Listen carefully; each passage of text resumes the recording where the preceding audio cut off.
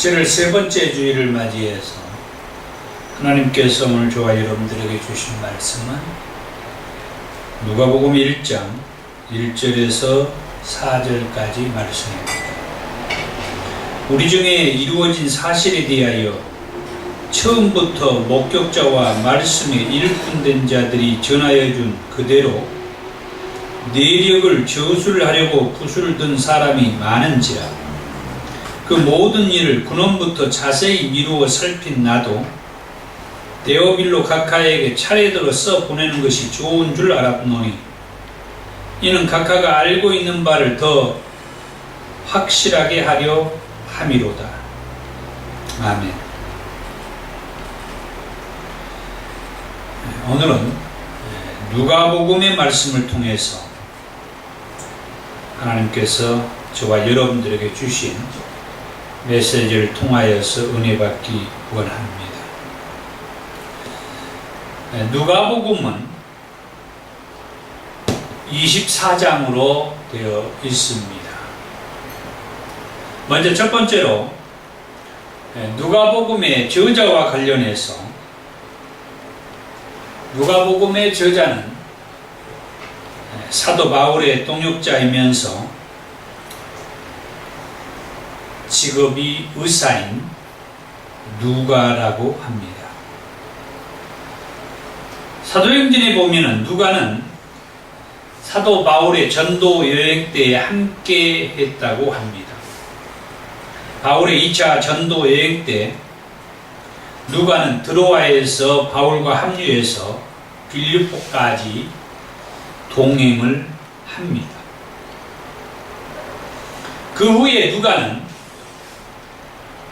빌립보에 계속 머물렀다가 바울의 3차 전도 여행 때 다시 바울과 합류를 하게 되면서 예루살렘과 로마에까지 함께 했다고 합니다. 바울은 이런 누가에 대해서 골로새서와 디모데 후서를 쓸 때에 언급을 하기를 골로새서 4장 14절에서는 사랑을 받는 의사 누가라고 그렇게 표현을 하고 디모데후서 4장 10절과 11절의 말씀에서는 데마는 이 세상을 사랑하여 나를 버리고 데살로니가로 갔고 그레스게는 갈라디아로 디도는 달마디아로 갔고 누가만 나와 함께 있느니라고 말을 합니다. 이런 것을 볼 때에 누가는 바울과 끝까지 함께한 아주 특별한 동역자였음을 알 수가 있습니다. 누가복음을 기록한 사람이 누가라고 했는데 누가는 누가복음만 기록한 것이 아니라 사도행전도 기록을 했다고 합니다. 누가가 누가복음과 사도행전을 기록을 했다고 하는데 이 두 권의 책의 특징을 보면은 언어나 문체나 그리고 신학 사상이 서로 많이 비슷하다라고 하는 것을 알 수가 있습니다. 특별히 직업이 의사이다가 보니까 이 누가복음과 사도행전에서 의학적인 그런 아픈 사람들의 치유에 관한 아픈 사람들이 고침받고 치유받은 것에 대한 그런 내용들이 많이 나오는 것을 볼 수가 있습니다. 그 다음에 두 번째로 누가복음은 어떤 책인가? 누가복음은 신약 성경에서 가장 긴 책이다 그렇게 말을 합니다. 누가복음이 신약 성경에서 가장 긴 책이라고 하는데 양으로 봐서 가장 긴 책이다, 그렇게 말을 한다는 겁니다. 마태복음과 사도행전이 신약 성경에서 장으로 해서는 가장 긴 장을 가진 책입니다. 28장까지 썼으니까. 그러나 누가복음은 장으로 하면 24장이지만 양으로 할 때, 페이지로 할 때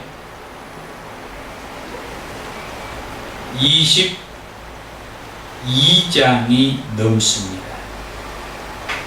마태복음은 페이지로 해서 21장이고 사도행전은 20장인 반면에 누가복음은 22장이다. 그것은 누가복음의 저자인 누가가 오늘 우리가 읽어드렸던 본문의 말씀, 누가복음 1장 1절에서 4절에 있는 이 말씀을 통해서 그렇게 말을 하는데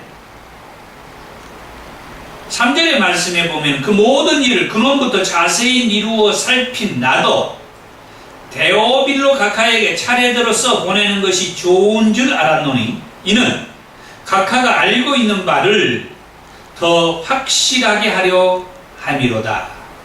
4절에서 누가가 이 누가복음을 기록한 그 목적에 대해서 분명하게 말하는데 뭐라고 하느냐면 각하가 알고 있는 바를 더 확실하게 하려 함이로다. 이 데오빌로 각하가 예수님에 대해서 나름대로 어느 정도 알고 있었다라고 하는 겁니다. 그런데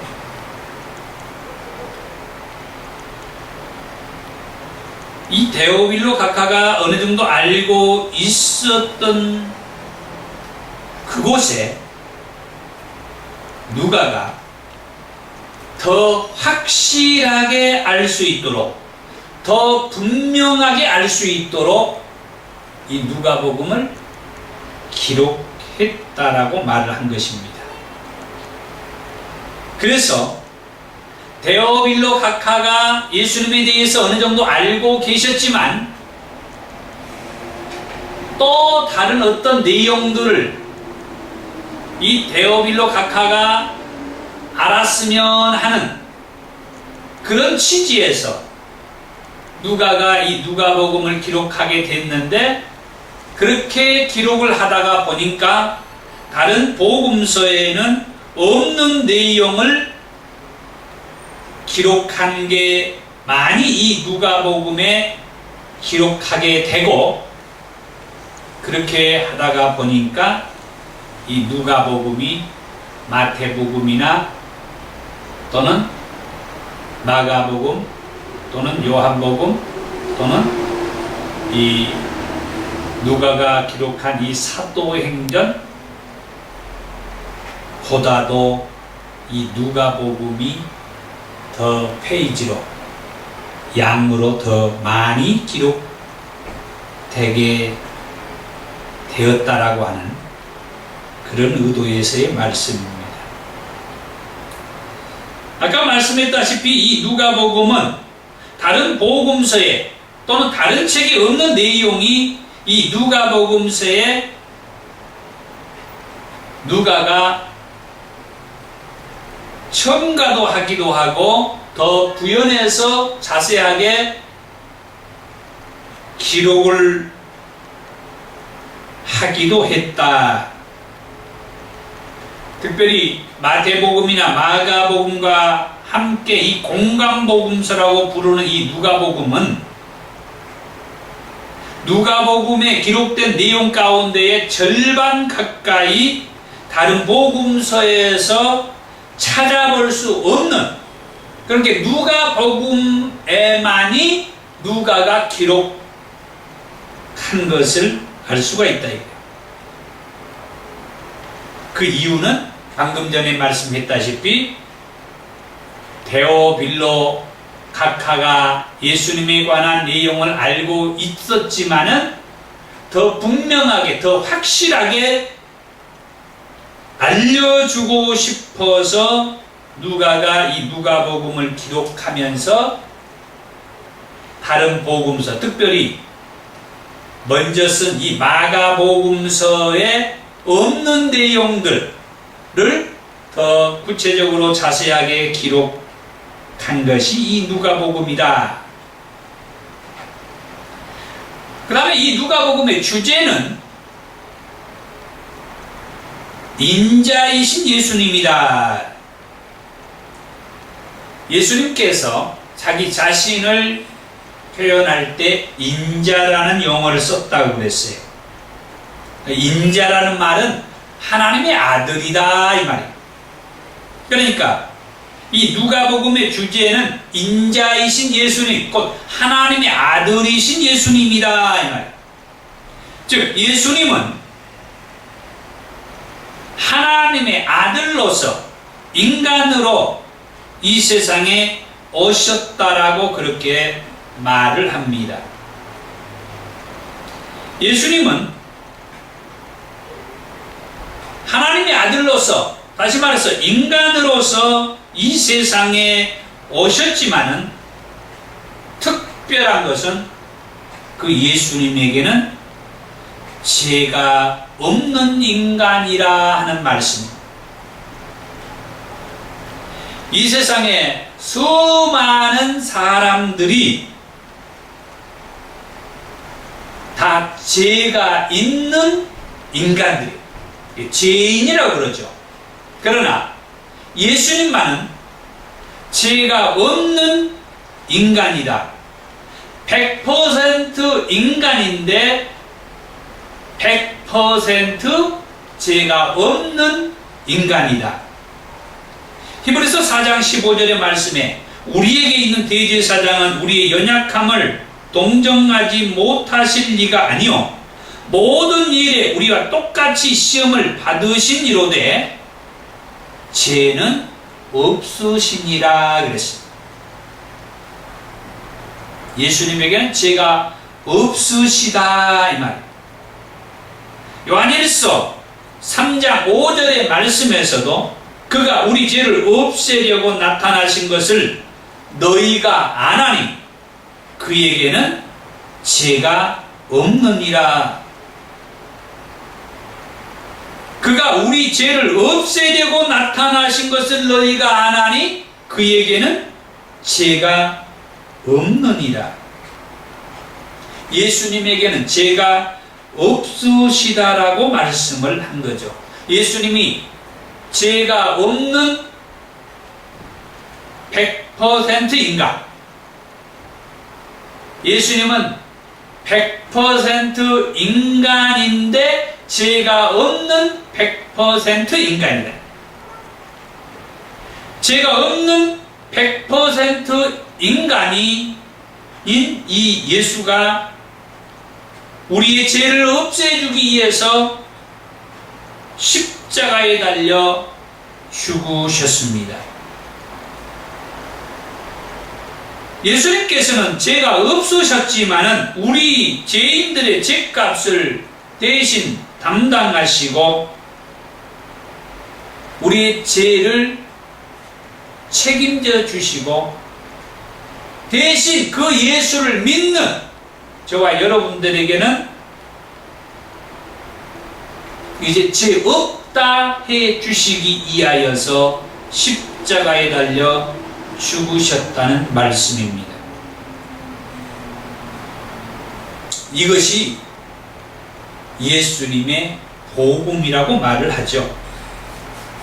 누가복음 23장 33절에 해골이라 하는 곳에 이르러 거기서 예수를 십자가에 못 박고 두 행악자도 그렇게 하니 하나는 우편에 하나는 좌편에 있더라 했습니다. 이렇게 예수님은 두 강도와 함께 십자가에 못 박히셨습니다. 그 후에 예수님은 3일 만에 다시 살아나셨는데 누가복음 24장 5절에서 6절의 말씀에 여자들이 두려워 얼굴을 땅에 대니 두 사람이 이르되 어찌하여 살아있는 자를 죽은 자 가운데서 찾느냐? 여기 계시지 않고 살아나셨느니라. 여기에서 표현이, 재밌는 표현이 있습니다. 어찌하여 살아있는 자를 죽은 자 가운데서 찾느냐? 살아나셨다고. 여기 계시지 않고 살아나셨다. 너희들이 찾는 3일 전에 십자가상에서 죽은 그 예수, 그 예수는 살아나셨다. 살아있는 자를 죽은 자 가운데서 찾는다라고 말하면서 그 예수는 여기 계시지 않고 살아나셨다. 여기서 우리가 알아야 할 것이 있습니다. 그것은 예수님께서 살아나셨는데 영으로만 살아난 것이 아니라 영과 혼과 육으로 살아나셨다라고 하는 사실. 예수님이 다시 살아나셨는데 영으로만 살아난 것이 아니라 영과 혼과 육으로 다시 살아나셨다고. 예수님께서 부활하신 후에 제자들에게 나타나신 적이 있는데 그때 제자들 가운데에서도 예수님의 부활을 믿지 못하는 제자들이 있었어요. 그들에게 예수님이 나타나셔서 말씀하기를 누가복음 24장 36절입니다. 예수께서 친히 그들 가운데 서서 이르되 너희에게 평강이 있을지어다. 그러자 제자들이 그 보는 것을 영으로 생각하는지라 그렇게 말해요. 누가복음 24장 37절 그 보는 것을 영으로 생각하는지라. 지금 부활하여 제자들에게 나타나신 그 예수님을 보면서 그 제자들은 예수님을 가리켜서 영으로 생각을 했다. 영으로. 예수님이 영으로 부활해서 영으로 지금 우리에게 나타난 것 아니냐 그렇게 생각했다 이 말이에요. 그러자 누가복음 24장 39절에서 예수님께서 그 제자들에게 말합니다. 내 손과 내 발을 보고 나인 줄 알아라. 또 나를 만져보라. 영은 살과 뼈가 없으되 너희 보는 바와 같이 나는 있느니라. 그렇죠. 영은 살과 뼈가 없지만은 지금 이 제자들이 예수님을 보는 것과 같이 예수님에게는 살과 뼈가 있다 이 말이에요. 그래서 예수님의 부활은 영으로만이 부활이 아니라 영과 혼과 육의 부활을 했다라고 하는 말씀을 지금 예수님이 제자들에게 해주고 있는 거예요. 그럼에도 아직도 예수의 부활이 영과 혼과 육으로 부활한 것을 믿지 못하는 제자들이 있었다고 말합니다. 그래서 누가복음 24장 계속해서 41절에 예수님이 제자들에게 묻습니다. 여기 혹시 무슨 먹을 것이 있느냐? 그때 제자들이 예수님에게 구운 생선 한 토막을 드렸더니 예수님께서 그 제자들 앞에서 그 구운 생선을 잡수셨더라. 이로 인하여서 예수님은 영으로만이 부활이 아니라 영과 혼과 육의 부활을 했다라고 하는 것을 제자들에게 지금 보여주신 것을 이 누가복음을 기록한 누가는 분명하게 확실하게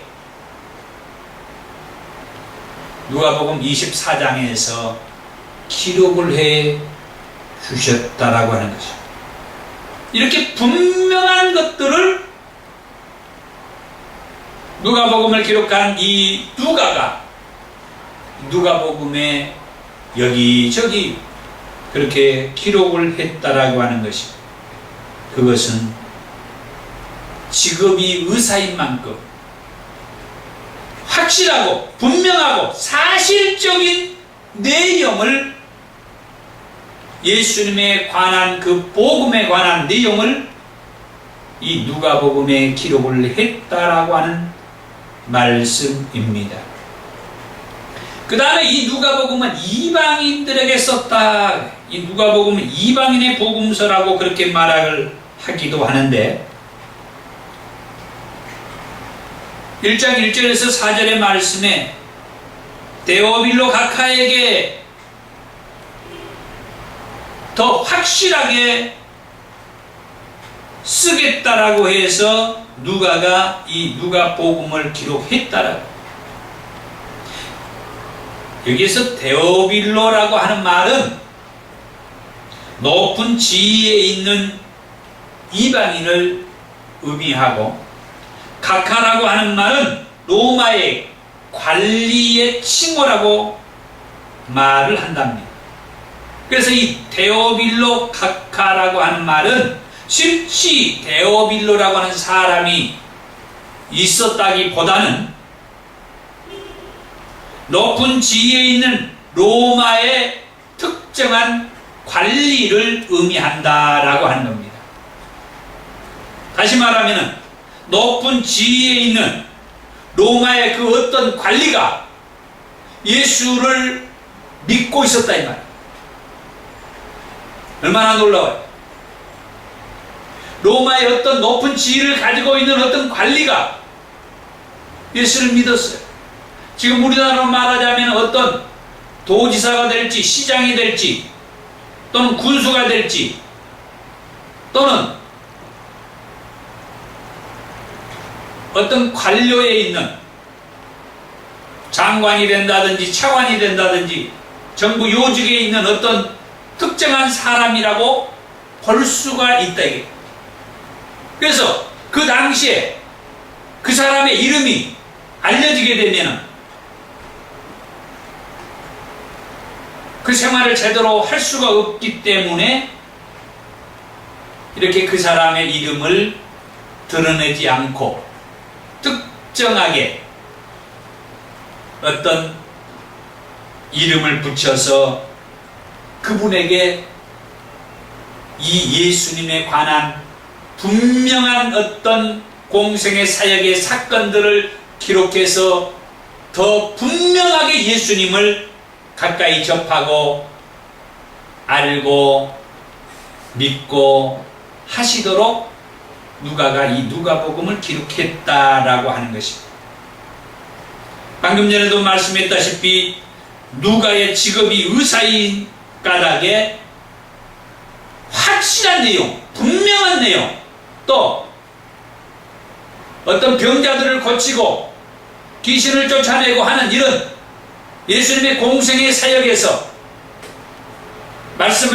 하나님 나라의 말씀을 가리키고 하나님 나라의 복음을 전하고 또 하나님 나라의 백성들을 병을 고치고 귀신을 쫓아내주고 치유하는 이 공생의 3대 사역을 행하실 때에 이 직업이 의사인 누가는 확실하고 분명하게 믿어지고 믿어졌던 사건들을 자기도 놀라면서 이렇게 기록을 했다라고 말을 합니다.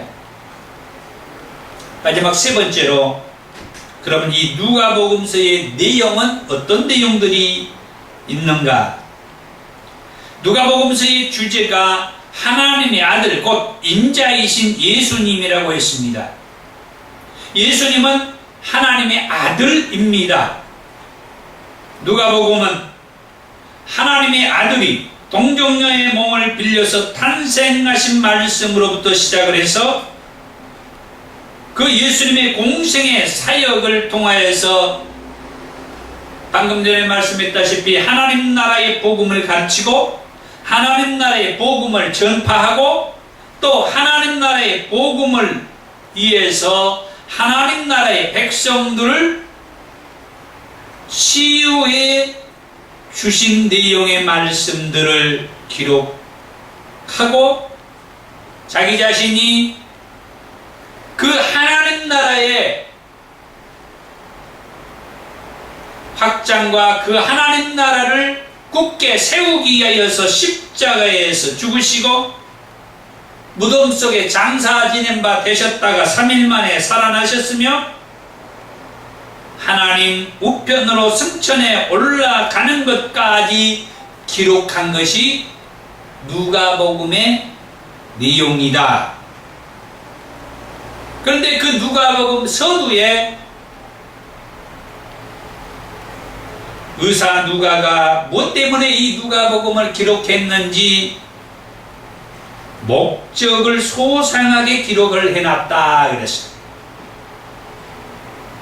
서두에도 말씀을 했다시피 로마의 어떤 높은 지위에 있는 특정인이 예수를 믿고 있었는데 그에게 더 확실하게 예수님이 공생의 사역을 통하여서 하셨던 일들을 기록해 주는 것이 이 누가복음의 말씀이다 그랬습니다. 그 다음에 이 누가복음은 동정녀 탄생에 대해서 역시 자세하게 기록을 해 주고 있습니다.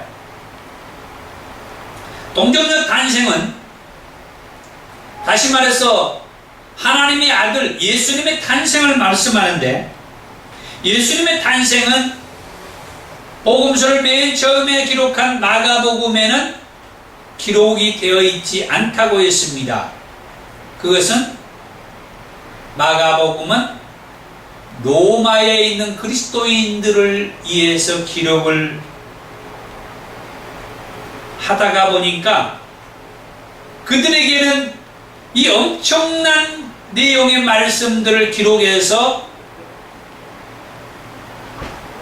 이렇게 접하게 되면은 그 로마에서 생활할 때 어려움을 겪을 수 있어서 마가복음을 기록한 마가는 로마인들을 위해서 기록한 자기 복음서에서 예수님의 탄생, 동정녀 탄생에 대해서는 기록을 하지 않았다라고 했어요. 그러나 마태복음에서는 이 동정녀 탄생을 기록을 합니다. 그러나 누가복음에서는 마태복음에서 기록한 이 동정녀 탄생에 대한 내용보다 더 구체적이고 분명하고 자세하게 기록을 했다라고 하는 것을 알 수가 있습니다.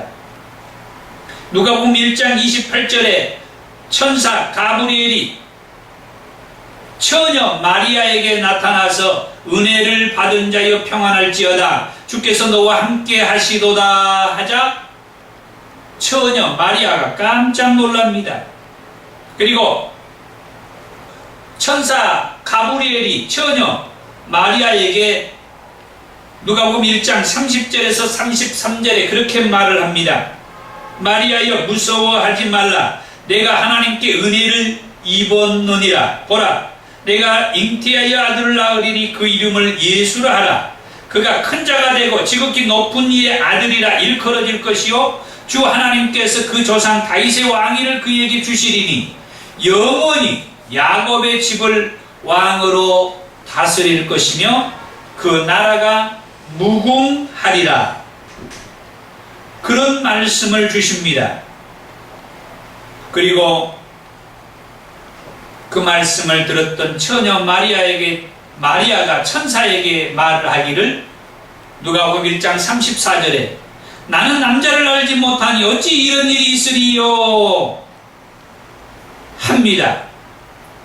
이때까지만 해도 처녀 마리아는 요셉과 약혼한 사이라고 누가복음 1장 27절에서 그렇게 말을 하죠. 계속해서 누가복음 1장 35절에서 38절에 천사 가브리엘이 처녀 마리아에게 말하기를 성령이 내게 임하시고 지극히 높으신 이의 능력이 너를 덮으리니 이러므로 나실 바 거룩한 이는 하나님의 아들이라 일컬어지리라. 보라, 내 친족 엘리사벳도 늙어서 아들을 배었느니라. 본래 임신하지 못한다고 알려진 이가 이미 6달이 되었나니 되죠. 하나님의 모든 말씀은 능하지 못하심이 없느니라. 그러자 마리아가 이르되 주여, 주의 여종이오니 말씀대로 내게 이루어지이다 할 때에 천사가 떠나갔다 그랬습니다. 하나님의 말씀을 가지고 천사가 와서 처녀 마리아에게 하나님의 아들을 낳을 것이다. 이 말씀이 그렇게 중요했던 것인데 그 중요했던 말씀을 누가복음 1장에서 이렇게 자세하게 기록을 해 주었다고 하는 말씀입니다. 그뿐만 아니라 처녀 마리아에게 말씀에서도 하셨지만은 마리아의 친족인 엘리사벳이 원래 임신하지 못한다고 했던 이 엘리사벳이 임신한 지 6달이나 되었다. 그래서 이 마리아가 너무 기쁜 마음으로 엘리사벳을 찾아갑니다. 그 엘리사벳은 세례 요한을 낳게 됩니다. 예수님보다 6개월 일찍 태어난 광야에서 애치는 자의 소리로서 주의 길을 평탄케 하는 일을 사명으로 받아서 요단강에서 세례를 베푸는 일을 했던 세례 요한, 그의 탄생에 관련된 내용도 누가복음 1장 예수님의 탄생의 이전에 자세하게 기록을 해 주고 있습니다. 그 다음에 마태복음에 나와 있는 그 족보의 이야기와 이 누가복음에 나와 있는 족보의 차이점을 발견할 수가 있습니다. 마태복음 1장에 예수님에 관한 족보는 아브라함부터 시작을 해서 예수님까지 위에서 아래로 내려오는 족보였습니다. 그러나 이 누가복음 3장 23절부터 38절에 나와 있는 이 족보는 예수님에서 시작해서 아담과 하나님에게까지 올라가는 그런 족보의 이야기입니다.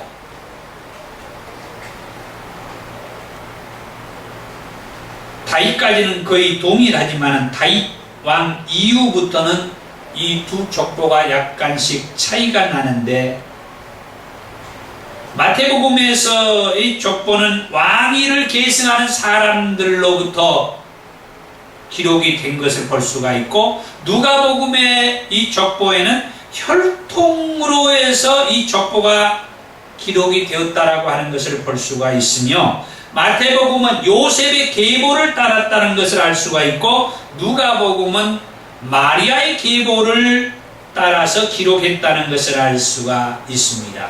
그리고 마태복음은 41명이 거명이 되고 누가복음은 77명이 거명된다라고 하는 겁니다. 그리고 이 누가복음은 다른 책에 없는 내용이 많이 기록이 되었다 그런 말씀을 했는데 예수님이 어린 시절의 이야기라든지 예수님이 나사렛 회당에서 처음 설교하셨던 말씀 누가복음 4장 14절에 그리고 70인의 제자를 파송하는 말씀, 그리고 마리아와 마르다의 두 이야기 가운데서 말씀을 듣는데 치중한 마리아의 이야기의 내용, 그리고 부자와 거지 나사로의 이야기, 삭개오의 이야기, 열무나 비유의 이야기, 그리고 성경 어디에도 없는 탕자의 비유와 선한 사마리아인의 비유의 이야기, 또 다시 찾은 드라크마의 이야기와 가부와 재판관의 이야기, 바리새인과 세리의 기도의 이야기 뿐만 아니라 누가복음의 20개의 기적의 사건 가운데 6개는 다른 복음서에 등장하지 않는 기적의 이야기가 있는데, 나인성 가부의 아들을 일으키는 사건이나 안식일에 여인을 고쳐준 사건이나 10명의 문둥병자를 고쳐준 사건과 같은 이런 내용들은 다른 복음서에 없는 내용들이 이 누가복음서에 있다라고 하는, 그 다음에 이 하나님의 나라에 관한 말씀이 32회나 언급이 되었다. 자, 이제 오늘 말씀을 정리하겠습니다. 누가복음은 예수님께서 하나님으로부터 이 땅에 보냄을 받은 완전한 100% 인간이었음을 강조하며, 더불어서 100% 죄가 없는 인간이었다라고 하는 말씀을 했습니다. 이 예수는 유대인을 넘어서서 온 세상을 구원하기 위해서 오신 구세주이시다라고 하는 말씀. 누가복음 5장 32절에 내가 의인을 부르러 온 것이 아니요 죄인을 불러 회개시키러 왔다라고 했습니다. 이 예수를 가리켜서 바리새인과 서기관들은 누가복음 7장 34절에 세리와 죄인의 친구라고 그렇게 말을 했고, 누가복음 15장 2절에서는 이 사람이 죄인을 영접하고 음식을 같이 먹는다라고 했으며, 누가복음 19장 7절의 말씀에서는 제가 죄인의 집에 유하러 들어갔다라고 그런 표현을 했습니다. 이처럼 예수님은 세리와 죄인들을 가까이하고 연약한 자들을 가까이하고 함께한 그런 구세주이심을 알 수가 있습니다. 그 예수님께서 말씀합니다. 누가복음 15장 7절입니다. 이와 같이 죄인 한 사람이 회개하면 하늘에서는 회개할 것 없는 의인 99으로 말미암아 기뻐하는 것보다 더하리라. 계속해서 누가복음 15장 10절의 말씀에 이와 같이 죄인 한 사람이 회개하면 하나님의 사자들 앞에 기쁨이 되느니라. 누가는 데오빌로 가카에게 더 확실한 예수님의 공생의 사역의 내용을 기록하고 싶어서 기록한 이 누가복음에서 궁극적으로는 우리 주님이 죄인과 세리들과 가까이 하며 식사를 같이 하며 친구로서 이렇게 지내는 그 모든 것에 결국은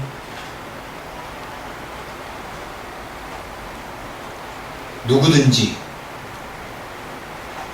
죄인 한 사람이 회개하고 주님 앞으로 하나님 앞으로 돌아오기를 그렇게 간절히 원하셨으며, 그렇게 회개하고 돌아오도록 예수님께서 죄가 없으심에도 불구하고 우리 죄인들을 대신하여 우리 죄인들의 죄를 담당하시고 십자가에 달려 죽어 주셨다라고 하는 거예요. 이제 저와 여러분들은 바로 그 예수님 앞에 내가 죄인입니다. 나를 떠나십시오. 하는 그런 고백이 있어야 할 것이며, 그 말씀 앞에 우리 주님께서 손을 내밀고 내가 죄인입니다 고백하는 저와 여러분에게 손을 잡고 일으켜 세워주시면서 내가 네 죄를 대신하여 십자가에 달려 죽어주셨고 이제 영원한 그 하나님의 나라에 함께 들어가자라고 하는 주님의 그 분명한 음성을 함께 들으기를 원합니다. 기도하겠습니다.